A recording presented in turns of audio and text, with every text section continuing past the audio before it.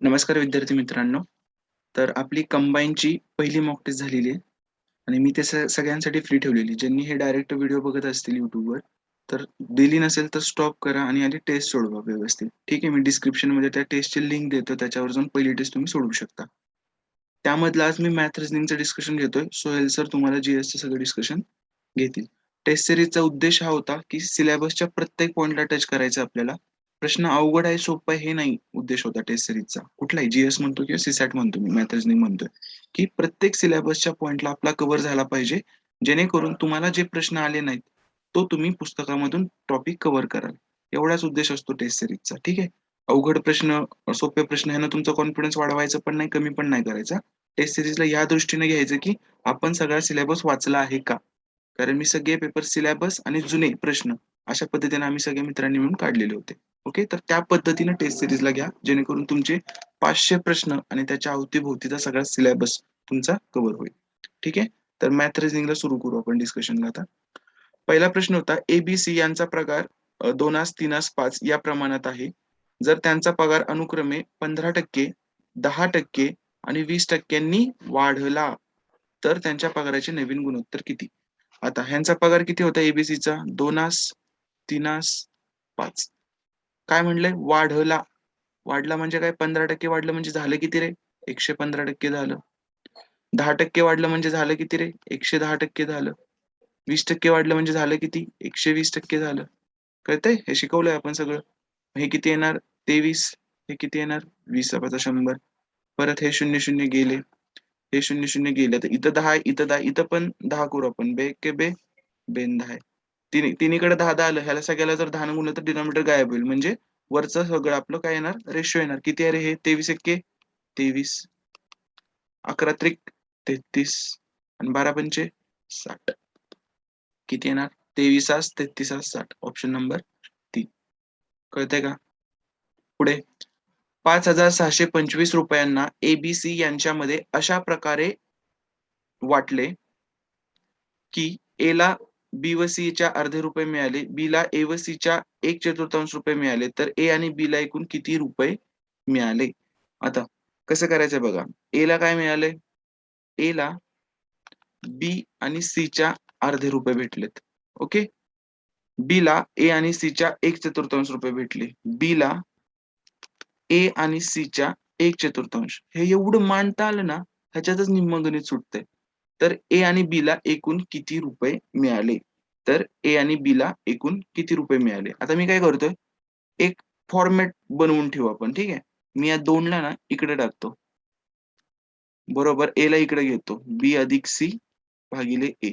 ठीक आहे, चालतंय आणि या 2 च्या खाली 1 असतं नेहमी. सेम तसंच मी इथं करतो. या 4 ला मी इकडे घेतो, 1 टाकतो आणि ए अधिक सी अपॉन बी असं करतो. ह्या 2 फॅशनमध्ये भेटले.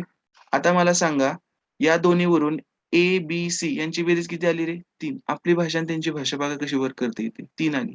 इथे किती आहे रे? ए, बी, सी आणि यांची बेरीज 4 आणि 1 5 आहे. कळतंय? म्हणजे आपल्याला ती समान पाहिजे ना. आकडे तर सेम आहेत. ए-बी-सी या संख्या तर सेम आहे. ती समान पाहिजे. मग ह्याची किती आली आहे? 5. ह्याची किती आली आहे? 3. दोघांची 15 करू शकतो का नाही करू शकत? करू शकतो दोघांची 15 आपण. कशी करणार? ह्याची 3 आहे. ह्याची 15 करायची म्हणजे ह्याला 5 ने मल्टिप्लाय करायला लागणार. ह्याची 5 आहे. ह्याला 15 करायचं म्हटल्यावर 3 ने मल्टिप्लाय करायला लागेल. बरोबर? आणि दोन्हीकडे वर-खाली दोन्हीकडे करायला लागणार आपल्याला. समजतंय का? मग हे किती होणार? 10/5. रेशोचा मीनिंग चेंज झाला का? रेशोचा मीनिंग चेंज झाला नाही. असं लिहून घ्या वाटल्यास तुम्हाला कन्फ्युजन नको. 2/1च रेशो आहे. बरोबर काय आलं? बी अधिक सी अपॉन ए. परत ह्याला 12/3 बरोबर काय आलं? ए अधिक सी अपॉन बी. आता मला सांगा 10 आणि 5 15, 12 आणि 3 15. आता ए म्हणजे काय आलं रे इथं? ए म्हणजे 5 आलं. इथं बी म्हणजे काय आलं रे? बी म्हणजे 3 आलं.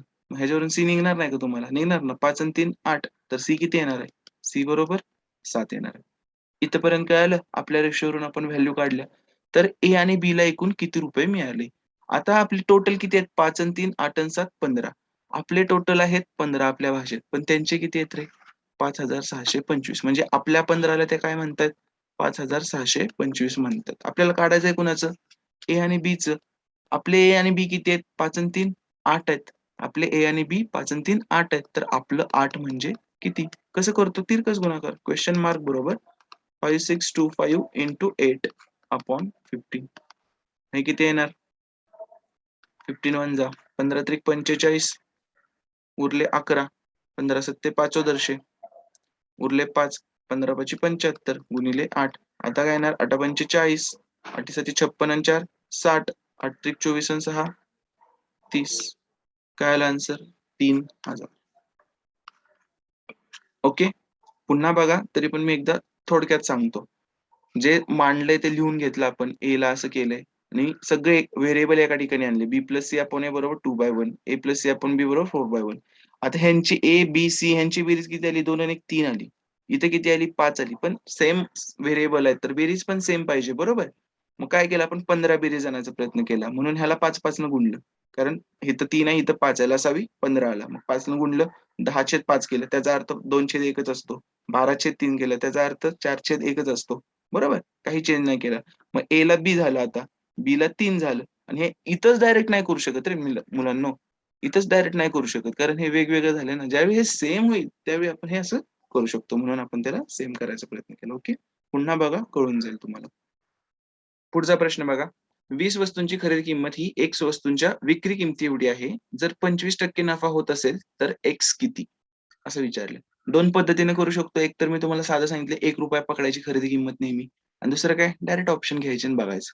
कुठली X असेल जेणेकरून की आपल्याला 25% नफा होईल. तर बघा आपण मेथडने जाऊ. ऑप्शनने ज्यांना करायचं ते करू शकतात डायरेक्ट. काय सांगितलंय? 20 वस्तूंची खरेदी किंमत किती आहे?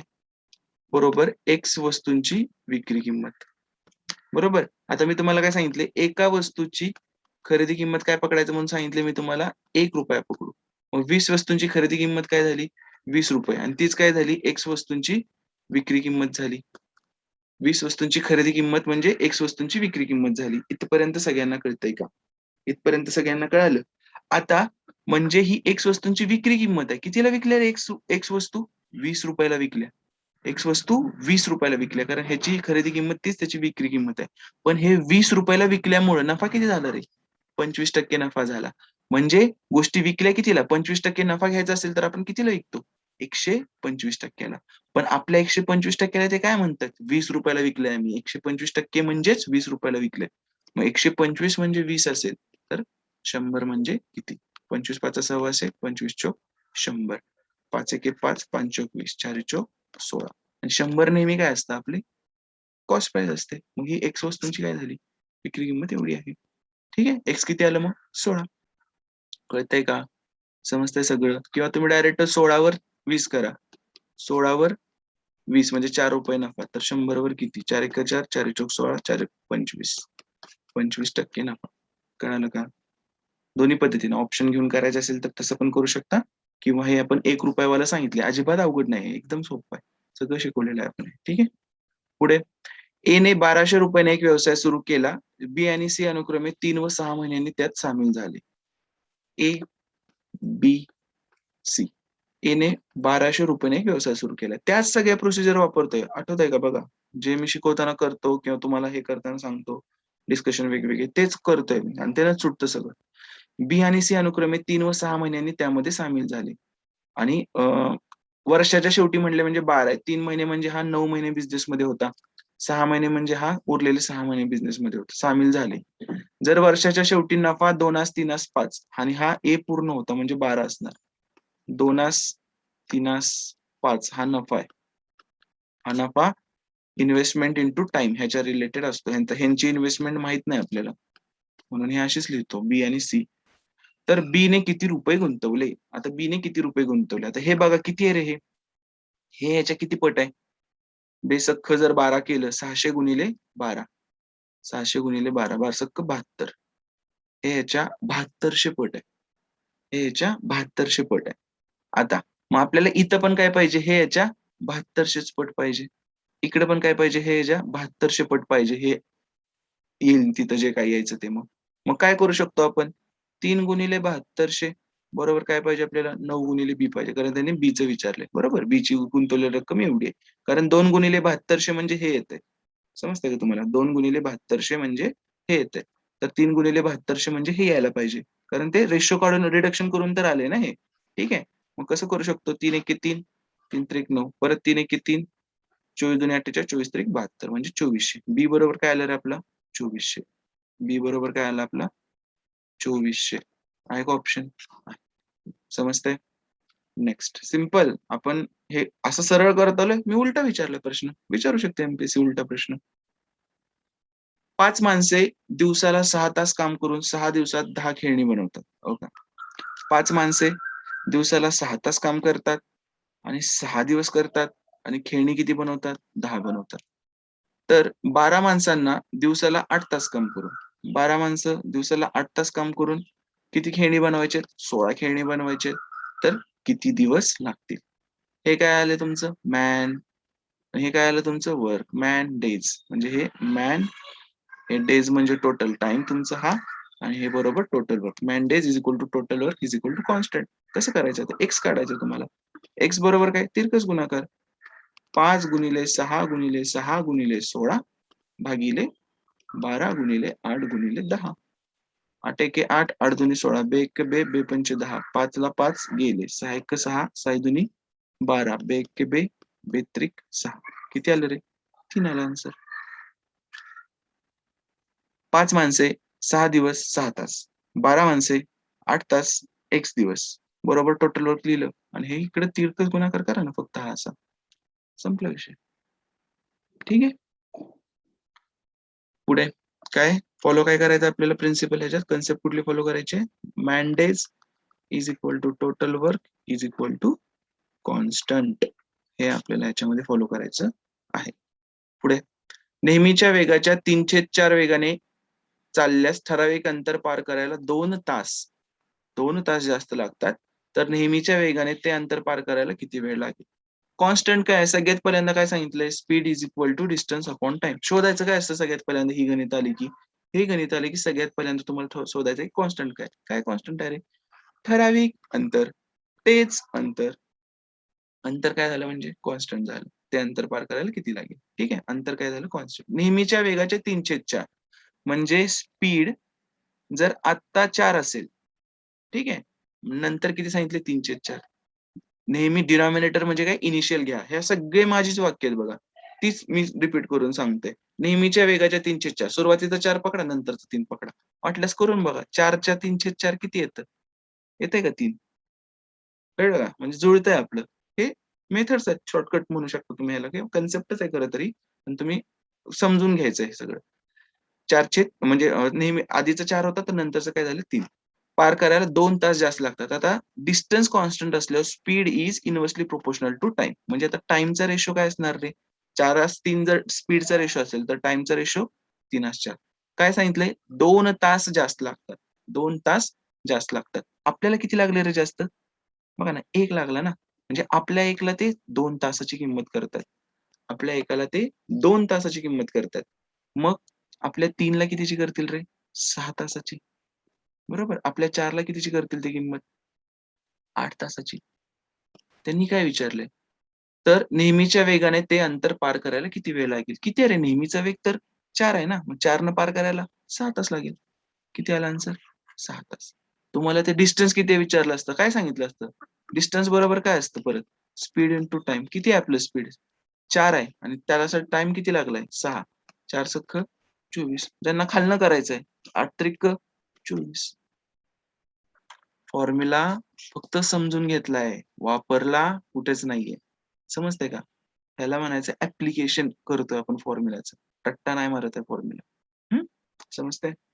पुढे. 5 संख्यांची सरासरी 6.9 आहे. सगळे टॉपिकवर एक-एक प्रश्न येणार आहे. पहिल्या 2 टेस्ट अशा असणार आहेत, की मला जे हवंय, की बाबा हे घेऊया, हे घेऊया, हे घेऊया, ते आहेत. आणि जी आपली 3री, 4थी आणि 5वी टेस्ट आहे ना, ती 2017, 2018 आणि 2019 गणित बुद्धिमत्ताचे सगळे प्रश्न सेम टू सेम या लेव्हलचे थोडंसं +1 लेव्हल असेल एम-पी-एस-सी पेक्षा. थोडीशी एक लेव्हल हायर असेल. पण तेच सगळे टॉपिक मी कव्हर केलेले आहेत. एक्स्ट्रा काही घेतलेलं नाहीये. कारण होतं काय 60 मिनिटाचा पेपर मी तुम्हाला 40 इकडे द्यायला सांगितलेत, 20 इकडे द्यायला सांगितलेत. मग जर 20 मिनिटं मी तुम्हाला इकडे देतोय, मग आयोगाप्रमाणेच जर मी टॉपिक टाकले ना, तर तुमचं लय भारी सराव होऊन जाईल. फक्त टॉपिक. त्यामुळं कुणीही त्याच्यात मला असं म्हणायचं नाही, "अरे ह्याचेच प्रश्न जास्त का टाकले?" कारण मी हे प्रश्न सिमिलर बनवलेत. सेम नाही, सिमिलर. नंबर सीरीज असेल, मी नंबर सीरीज घेतलंय. मग त्याचे लॉजिक खूप वेगळे आहेत. ते तर तुम्ही विचारच करू नका. ठीक आहे. अ, कुठे वर्क टाईमचा प्रश्न असेल, तर वर्क टाईम घेतलाय मी. सिलॉजिझम असेल, सिलॉजिझम घेतलंय. पण एक्स्ट्रा टॉपिक काही घेतले नाहीयेत, जे सिलॅबसला आहेत. मग जे सिलॅबसला जे आहे, जे कव्हर करायचं होतं मला, ते सगळं मी कुठे घेतलंय? पहिल्या 2 टेस्टमध्ये घेतलेलं आहे मी ते सगळं. जे मला सिलॅबसनुसार कव्हर करायचं होतं ते. ओके. आणि आपल्याला कसं पडतं? मॅथ, रिझनिंग असेल ना, मॅथ रिझनिंग असेल, कधी ह्याचे 7 पडतात, 8 पडतात, 9 पडतात. नाहीतर मग ह्याचे उरलेले 8, 7 आणि 6 असं पण पडू शकतं किंवा इकडं-तिकडं होऊ शकतं. ठीक आहे, समजतंय? त्यामुळे शेवटच्या 3 पेपरवरून तुम्हाला एक्झॅक्ट पेपर कळेल, की म्हणजे आपल्या टायमिंगसाठी एक्झॅक्ट कळेल, की हां, मला हे 15 प्रश्न 20 मिनिटात सुटत असतील, तर मला आयोगाचे पण 15 प्रश्न 20 मिनिटात सुटणार आहेत. आणि ज्या तुमच्या ट्रायल एरर आहेत ना, त्या टेस्ट सीरीजमध्ये करा मित्रांनो. त्या डायरेक्ट पेपरला करू नका. या टेस्ट सीरीजमध्ये केलं ना, तर तिथं तुम्हाला यूज्ड टू व्हाल तुम्ही. आणि एवढा मी टाईम बाउंड ठेवलाय 60 मिनिटं म्हणजे 60 मिनिटं ठेवलंय. याचा फायदा सांगू का? तिथं तुम्हाला एखाद दुसरा एक्स्ट्रा भेटणार आहे. पण इथं तुम्हाला 60 मिनिटाची सवय लागून जाईल 5 टेस्टमध्ये. प्रॉपर. कोण फोन वगैरे उचलत नाही ना. म्हणजे हे काय करताना काही रिप्लाय वगैरे काही करायचं नाहीये. एकदा इंटरनेट ऑन केलं ते फक्त टेस्ट सीरीजसाठीच ऑन असलं पाहिजे. बाकी सगळं कट करत राहायचं. ठीक आहे. नाहीतर अशा वेळेस सोडवायचं की ज्यावेळी तुम्हाला कधी कॉल येणार नाही असं तुम्हाला माहीत असतं कधी आपल्याला कॉल येतात, कधी नाही ते. ठीक आहे. ह्या गोष्टी लक्षात ठेवा. तर टेस्ट सीरीज तुम्हाला फायद्याची ठरणार आहे. टाईमच इम्पोर्टंट आहे ना कंबाईनला. टाईम आणि जी-एसचे कसे उत्तर तुम्ही टॅकल करताय त्या ह्याच्यात. टाईम असेल तर सी-सॅट मॅथ्स रिझनिंग सुटतं. सोपं आहे. काही अवघड नाहीये. त्यामुळे ह्या एवढ्या गोष्टी लक्षात ठेवा, की मी हे फॉर्मॅट सांगितलेला आहे. ओके. 5 संख्यांची सरासरी 6.9 आहे. जर एक संख्या कमी केली, तर उरलेल्या संख्यांची सरासरी 4.4 येते. ओके. तर कमी केलेली संख्या शोधायची आपल्याला. आता सांगा काय ठरवलेलं आपण? 5 संख्यांची सरासरी किती आहे? 6.9. एक संख्या कमी केली म्हणजे 4 संख्या, तर उरलेल्या संख्यांची सरासरी किती येते? 4.4. कितीनं कमी झालं रे? 1 नं. हे कितीनं कमी झालं? 9 4 गेले 5, 6 4 गेले 2. हे 2.5 नं कमी झालंय म्हणून मी वजाचं चिन्ह दिलं. करतो काय रे? कमी केलेली संख्या किंवा नवीन वाढवलेली संख्या त्याचं आन्सर इथे येत असतं आणि आपण इथं करतो काय? तुम्हाला माहिती आहे इथं काय करतो आपण? हे असं करतो आणि हे असं करतो. मग हे काय करायचंय? 5 गुणिले वजा 2.5 अधिक वजा 1 गुणिले 4.4. मग काय येतंय 25 पाचा 1,600 वजा 12.5. ठीक आहे. आणि इकडे काय वजा 4.4. किती आलं रे? 5 आणि 4 9. 12 आणि 4 16 वजा 16.9. बऱ्याच लोकांना वाटेल कमी केलेली संख्या वजा कशी असेल? ती वजा नाहीये, ती बाहेर पडली आहे, कमी गेली म्हणून ती वजामध्ये आला आन्सर. आपल्या कन्सेप्टमध्ये बसवायचं असेल तर.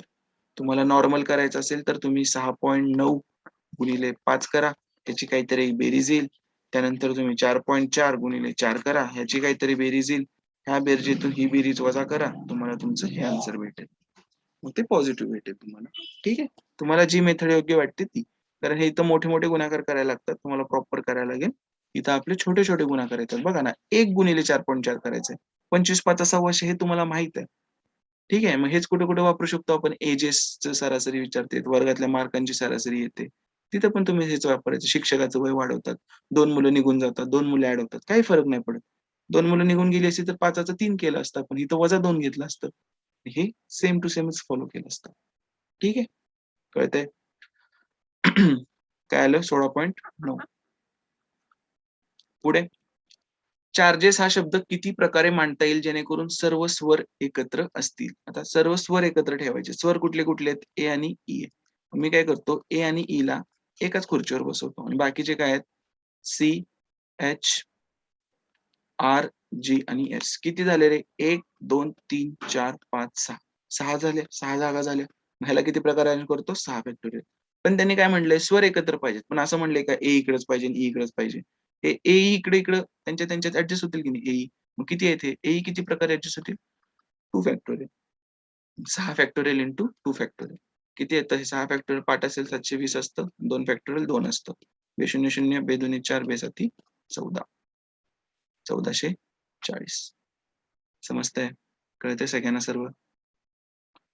पुढे बी हे क्यूचे वडील आहेत. बीला फक्त 2च अपत्य आहेत. क्यू हा आरचा भाऊ आहे. ठीक आहे, काय वाचत बसलो मी? वाचायचंच नाही, हे डायरेक्ट लिहित जायचंय. बी हे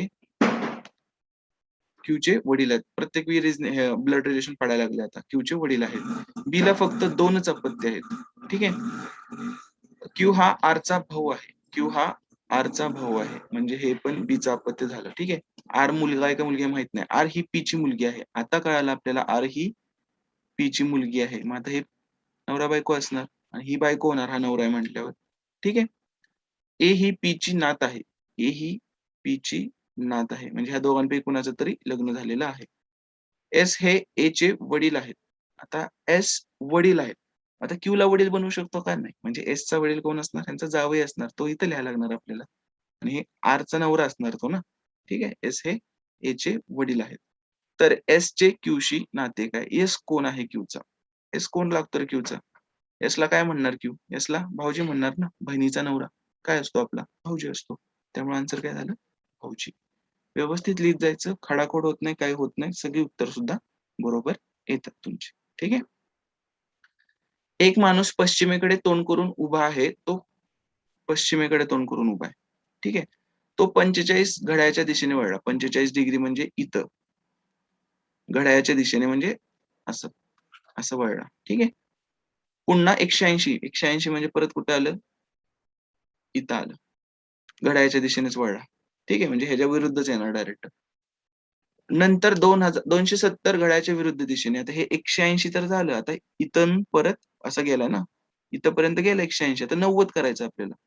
90 काय असणार? ह्याचा काटकोन असणार हा असा. तर आता त्याचं तोंड कोणत्या दिशेला आहे? कुठल्या दिशेला आहे रे ह्याचं तोंड? आग्नेय, नैऋत्य. कुठली दिशा आली? नैऋत्य. कळतंय का? पश्चिमेला अरबी समुद्र, पश्चिमेच्या अपोजिट पूर्व. वरची उत्तर माहित असते, खालची दक्षिण माहित असते. आग्नेय उपदिश आहे, पूर्वच्या खाली उपदिशाचा दर्जा द्यायचा. आग्नेय, नैऋत्य, वायव्य, ईशान्य. ज्यांना दिशा कळत नसतील त्यांच्यासाठी हे समजावून सांगितलं. ठीक आहे.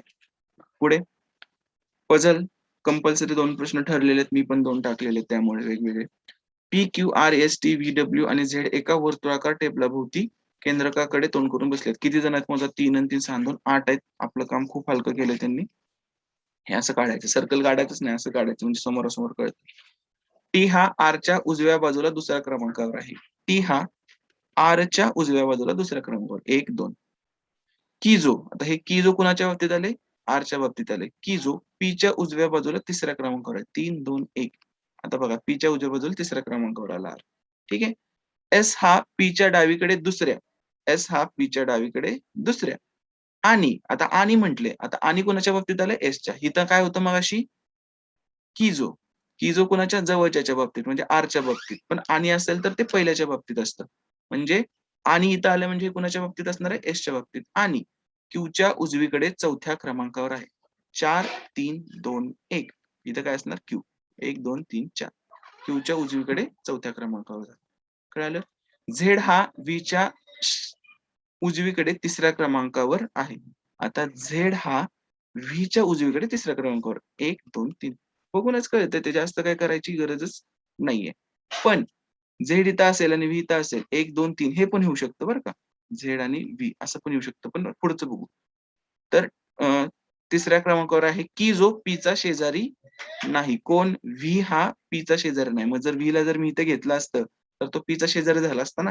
म्हणून व्ही काही इथं येणार नाही. आपलं जे आधीचं होतं तेच करेक्ट होतं. आणि हे असंच खाडाखोड झाली पाहिजे बरं का. काही लोकांनी इथं घेतलं असेल, ओके, खाडाखोड होणं गरजेचं आहे ते. कुणाला माहित नाहीये. मला पण नंतरचं वाक्य वाचल्यानंतर कळालंय ते. समजतंय?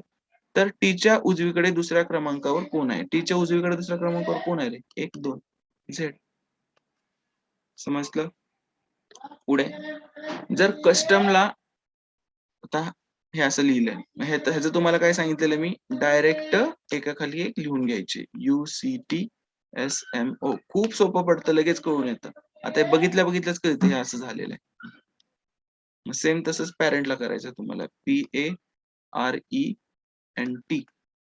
APERTN APERTN. कुठला ऑप्शन आहे? पहिला ऑप्शन. एका कार्यक्रमाची निवड स्पर्धा 7 वेगवेगळ्या शहरात आयोजित केली आहे. चेन्नई, बंगळूर, कोची, मुंबई, दिल्ली, भोपाळ, कोलकाता. ओके. जानेवारी ते जुलै या 7 महिन्यामध्ये आहे. याच क्रमाने असतील असं नाही. इथपर्यंत प्रश्न झाला आपला. हे वाचायचं. कोलकाता आणि कोची यामध्ये 4 शहरांची स्पर्धा होते. आता काय फिक्स काय माहित असतं आपल्याला? महिने माहित आहेत. महिने लिहून घेऊ. जानेवारी, फेब्रुवारी, मार्च, एप्रिल, मे, जून, जुलै. हे असे आपण महिने लिहून घेतले.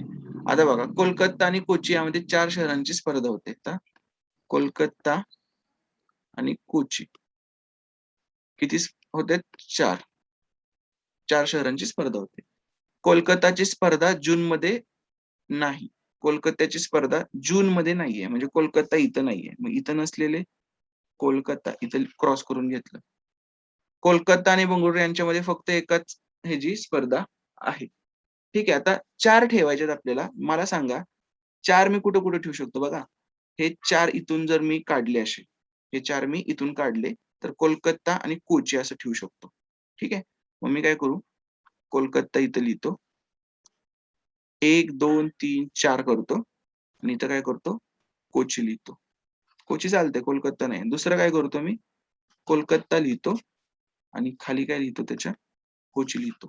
पण तुम्हाला कळतंय का? अजून एक गोष्ट होऊ शकते. ठीक आहे. अजून एक गोष्ट काय होऊ शकते? मी खाली कोलकाता लिहितो इथे. ठीक आहे. आणि परत ह्याच्या साइडला कोची लिहितो.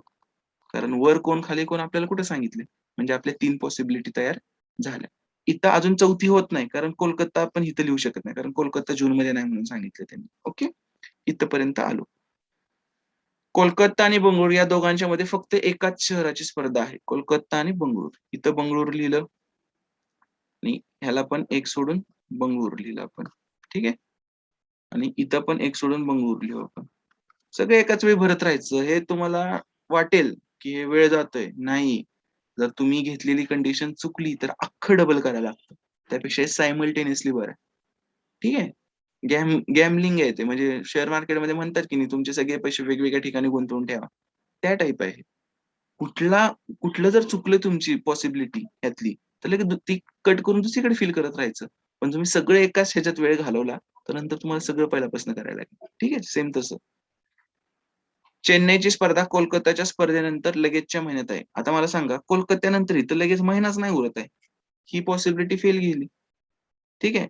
इथं काय येणार रे? इथं चेन्नई येणार आपलं. इथं काय येणार रे? इथं चेन्नई येणार. बरोबर? कोलकात्यानंतर लगेच. इथं जागाच नाही ना. म्हणजे ही कंडिशन आपण अझ्युम जी केली ती चुकीची आहे आपली आता.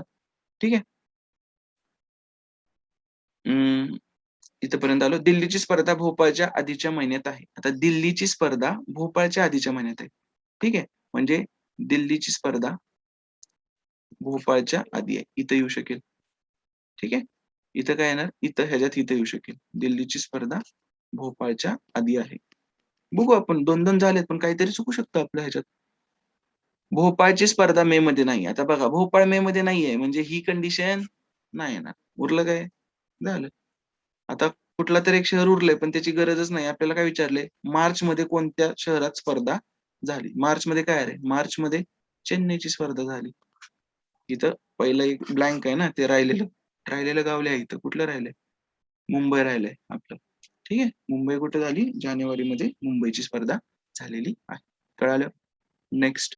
पुढचा प्रश्न बघा. सिलॉजिझम आयोग विचारतं. मी पण टाकलाय त्यामुळे. काय पहिला आहे? काही कागद, पुस्तके आहेत. सर्व कागद शब्द आहेत. ठीक आहे. आता सर्व शब्द पुस्तक असण्याची शक्यता आहे का? आता काय करायचं नेहमी शक्यता म्हणलं ना, काहीही ट्राय करा तुम्ही, काहीही. आपल्याला काय करायचं सर्व शब्द पुस्तकात आणायचे बरोबर? आणि शब्द घेतले आपण, हे त्याच्यामध्ये कागद घेतले आणि ह्याला आपण पुस्तकं म्हटलं. ह्याला आपण पुस्तकं म्हटलं. ठीक आहे. आपण काय तोडलंय का? कंडिशन बघा आता. काही कागद पुस्तके आहेत का? आहेत ना. सर्वच आहेत. काही तर असणारच आहेत म्हणजे. बरोबर? परत सर्व कागद शब्द आहेत का? सर्व कागद शब्द आहेत. त्याच कंडिशन झाल्या आणि आपली शक्यता सुद्धा बरोबर आली. सर्व शब्द पुस्तक असण्याची शक्यता बरोबर आहे. आता काही शब्द कागद नाहीत. तुम्हाला एक मजा सांगतो. ह्याच्यावर विचारच नाही करायचा. ज्यावेळी विधानांमध्ये निगेटिव्ह काय बोललं नसेल ना, निष्कर्ष निगेटिव्ह येऊच शकत नाही. सिंपल. ह्याच्यात कुठं आहे का नो, नाही, नाहीत असं काय आहे का? काहीतरी आहे का ह्याच्यात? नाही ना. मग निष्कर्षामध्ये तर कसं येईल ना? सिंपल. त्यामुळे हे जर असर्टिव्ह असतील सगळे विधानार्थी वाक्य असतील, सरळ निगेशन नसेल त्याच्यात कुठे, तर निष्कर्षामध्ये सुद्धा निगेशन येत नाही. एवढी गोष्ट लक्षात ठेवायची. त्यामुळे ह्याचं काय येणार? ही शक्यता होते, हे आपलं चूक आहे. हे एवढं लक्षात ठेवायचं. ओके. विधान बघा, बऱ्याच जणांचा हे चुकला असेल प्रश्न. जिंकल्यानंतर सुद्धा नम्र राहा, असं एक वाक्य केले. जिंकल्यानंतर सुद्धा नम्र राहा. आणि प्रश्न कशाचा आहे? गृहीतकाचा आहे. गृहीतक ऑडिओ ऐकला असेल. याच्यावर जावा. ठीक आहे. आणि मी 10 ऑडिओ टाकले 10. राज्यसेवेच्या आधी 10 रिझनिंगचे ऑडिओ टाकलेत मी. विधानांवरील प्रश्न, उतारे वगैरे ते सगळ्या गोष्टी 10-15 असतील मे बी कदाचित. ठीक आहे. त्याच्यावर गृहीतकांचा ऑडिओ ऐका. त्याच्यात मी काय सांगितलं तुम्हाला माहिती आहे? गृहीतक म्हणजे काय? एखादी गोष्ट बोलण्यापूर्वी आपण मनात असलेलं आपलं जे काही अझ्युम करत असतो किंवा जे ठरवलेलं असतं किंवा जे विचार करून आपण बोलत असतो त्याला काय म्हणतो आपण? गृहीतक. फॉर एक्झाम्पल, मी आज डिस्कशन घेतोय. याचं गृहीतक काय असणार आहे? याचं एक गृहीतक असणार आहे, की तुम्हाला डिस्कशन हवंय. दुसरं आहे, की डिस्कशन घेणार आहे हे असं मी तुम्हाला सांगितलंय. तिसरं गृहीतक काय असणार आहे? मला याचं डिस्कशन घेता येतंय. चौथं काय असणार आहे? तुमच्याकडे YouTube आहे. पाचवं काय इंटरनेट आहे. ही सगळी छोटी-छोटी गृहीतकं झाली. तुम्हाला बघायला येतंय, तुम्हाला ऐकायला येतंय, ही गृहीतक आहेत. हे मी प्रत्येक वेळी बोलत नाही. हे मी आधीच गृहीत धरलेलं आहे. या सगळ्या गोष्टी आहेत आणि म्हणून मी काय म्हणतो डायरेक्ट तुम्हाला डिस्कशन घेणार आहे. कळालं का? त्यामुळे विधान आणि गृहीतकाचे प्रश्न असे सोडवायचे. आता मग बघा, जिंकल्यानंतर सुद्धा नम्र राहा. त्याच्यामागे काय असेल रे? का वाक्य केलं असेल? खूप लोकं जिंकल्यानंतर सुद्धा नम्र असतात. मग त्यांच्याकडे बघून भारी वाटतं, की अरे डाउन टू अर्थ माणूस आहे हा. ठीक आहे. म्हणून आपण काय विधान करतोय? जिंकल्यानंतर सुद्धा नम्र राहा. हे एक बाजू झाली. दुसरी बाजू काय असणार आहे? सामान्यतः जिंकल्यानंतर लोक नम्र नसतात. म्हणजे ते हवेत जातात. ही झाली त्याची दुसरी बाजू. म्हणून हे दुसरं पण वाक्य गृहीत असू शकतं. हे दोन्ही प्रकार म्हणजे नम्र राहिल्याने एक चांगला आदर्श म्हणून तुम्ही एखाद्याला सांगताय, की जिंकल्यानंतर सुद्धा नम्र राहा. आणि बरेच जण नम्र नसतात. जिंकल्यावर ते ॲटिट्यूड दाखवतात. मग त्यासाठी दुसरं वाक्य बोललं असेल, की सामान्यतः लोक नम्र नसतात. म्हणून तुम्ही म्हणताय, जिंकल्यानंतर सुद्धा नम्र राहा. म्हणून ह्याचा आन्सर काय असणार आहे? दोन्ही गृहीतकं बरोबर आहेत. ठीक आहे. ज्यांना समजलं असेल त्यांनी लक्षात ठेवा बरं का. हे विधानांवरचे जे प्रश्न आहेत ना 6 टॉपिक आपले, प्रत्येकाला वेगवेगळा विचार करायचा आहे. प्रत्येकाला. एवढं लक्षात ठेवा. ते सगळे ऑडिओ बघायचे त्या चॅनलवर जाऊन. सगळेच्या सगळे तुमचे 6 आहेत ते टोटल विधानांवरचे आणि बाकीचे उतारे वगैरे असतील. पण 6च्या 6 ऑडिओ तर ते बघितल्याशिवाय तुम्ही जाऊ नका. कारण कुठला प्रश्न पडेल माहीत नाही आपल्याला. युक्तिवाद पडेल, गृहीतक पडेल, कोर्स ऑफ ॲक्शन पडेल, कार्यसंकेत पडेल, जे काही असेल ते. कारण परिणाम असतं आणि निष्कर्ष असतं. असर्शन रिझन असते. ठीक आहे. जे 6 गोष्टी आहेत ना त्यातलं. ते प्रत्येकाला वेगळा विचार करायचा आहे. इथं वेगळं काही निष्कर्ष वापरला तर ते वेगळं. निष्कर्ष म्हणजे त्या विधानातून काहीतरी प्रतीत व्हायला पाहिजे. ठीक आहे. हा निष्कर्षाचा बनणारच नाही प्रश्न कारण तसं ते काही होत नाही. ते दोन्ही चूकच येणार आहे. पण सांगतोय प्रत्येक वेळी ते वेगवेगळा विचार तुम्हाला करावा लागतोय. ओके. तर हे मी माझ्या 15 प्रश्नांचं डिस्कशन घेतलेलं आहे. ज्यांनी टेस्ट सीरीज जॉइन केली नसेल त्यांनी जॉइन करा. प्रश्न बेस्ट आहेत. पहिल्या टेस्टवरून तुम्हाला कळालं असेल जवळ-जवळ 280च्या वर लोकांनी पहिली टेस्ट दिलेली आहे आपली. ठीक आहे. फ्री होती म्हणून एवढ्यांनी दिलेली आहे. पण ज्यांना करायचंय त्यांनी खूप भारी तयारी होईल. मी स्वतः मॅथ रिझनिंगचे 75 प्रश्न घेणार आहे. 15 पैकी 75 आणि बाकीचे सोहेल सर किंवा अजून चांगले आहेत माझे मित्र, त्यांच्यापैकी कोणतरी घेऊ शकेल. त्यामुळे प्रश्न भारी भेटतील तुम्हाला, डिस्कशन भारी भेटेल आणि त्यानुसार तुमचा सिलेबस कव्हर होईल. मी एवढंच ठरवलंय, की माझा टेस्ट सीरीज मधला प्रश्न चुकला, की तो तुम्ही पुस्तकात जायचंय, बघायचाय. तुमचं झालं. सगळा सिलेबस मी तुमचा कव्हर करून देणार आहे. एवढं मी तुम्हाला आधी पण बोललोय आणि ते आता पण बोलतोय आणि एवढ्या एका गोष्टीसाठीच तुम्ही टेस्ट सीरीज लावायचे. यातले प्रश्न रिफ्लेक्ट होतील, हे मी आश्वासन कधी दिलं पण नाही आणि कधी देणार पण नाहीये. ठीक आहे. पण सिलेबस कव्हर होईल हे मी तुम्हाला आधीपासून सांगितलेलं की प्रत्येक सिलेबसला थोडा, थोडा, थोडा टच द्यायचा आणि तेच काम असतं आपलं, की तुमचा सिलेबस कव्हर झालाय का नाही. ओके. हा शेअर करा म्हणजे बऱ्याच ठिकाणी ॲट नसेल टेस्ट सीरीज दिली तरी पण 15 वेगवेगळे चांगले प्रश्न तुमच्याकडून सोडवून घेतले ना आज. त्यामुळे झाली असेल चांगली तयारी. तुम्हाला फायदा पण झाला असेल. ओके. धन्यवाद.